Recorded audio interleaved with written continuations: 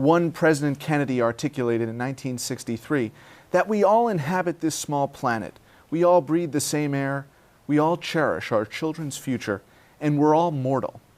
Our guest today extends that royal we to the kingdom of animals and plants. Author of The Annihilation of Nature, Human Extinction of Birds and Mammals, Mexican conservationist Gerardo Ceballos joins me to discuss his landmark study of accelerated human-induced species loss. His stunning finding? We're entering the sixth great extinction of humanity. Let's remember that life on Earth has been for 3.5 billion years there has been life on Earth. And during that time, there have been 5 massive episodes of extinction. We scientists call mass extinction. There have been 5 that we know. And those 5 extinctions were caused all by natural causes. For instance, a big meteorite, the changes in the gases of the atmosphere, the changes on the sea levels, and so on. So these massive, important changes on the nature has caused the extinctions of many plants and animals.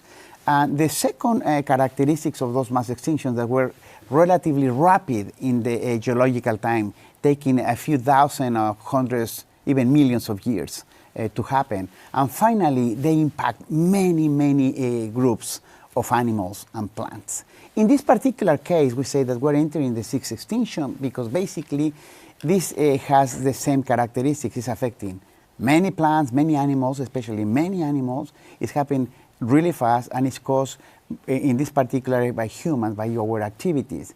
A main difference from the past extinction is that this is caused by humans, and that's the bad news.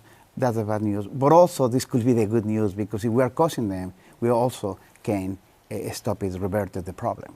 Every time we take an animal and a plant, every time one of these populations become extinct or a species become extinct, it's like if we are taking a brick on this wall. And people say, well, if you take one brick, nothing really happens, and we expect that the wall won't collapse. But it starts to work less properly, more noise, dust, whatever. So we're taking too many of those bricks from the wall. And what we're saying here is there are so many that eventually, sooner, very soon, we will take some of them and the whole thing will collapse.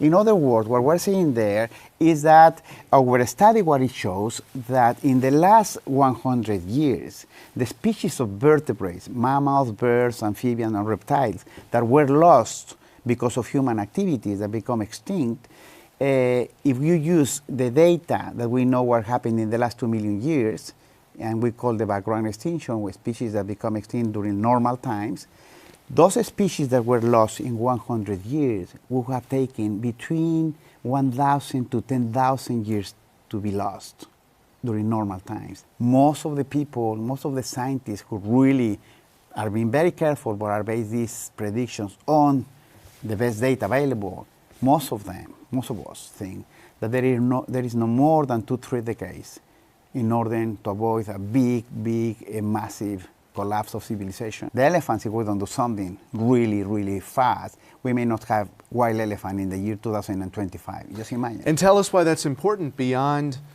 the fact that you yourself are an advocate of wildlife. What we have learned, and this is what that many of these species, particularly, for instance, the elephants are incredibly important to maintain the conditions of the savanna forest dynamics in Africa. But studies have shown, for instance, that when you lose the elephants, then there is more growth of these plants, of the herbs and so on. There is an increased number of rodents. And those rodents happen to be prone to several really nasty diseases that affect humans. So losing the elephant promotes the hemorrhagic diseases like similar to hantavirus or to Ebola. In the US, all the big predators like wolf or the mountain lions were exterminated in the eastern US. Now the populations of white deer went up to 50 million of white deer.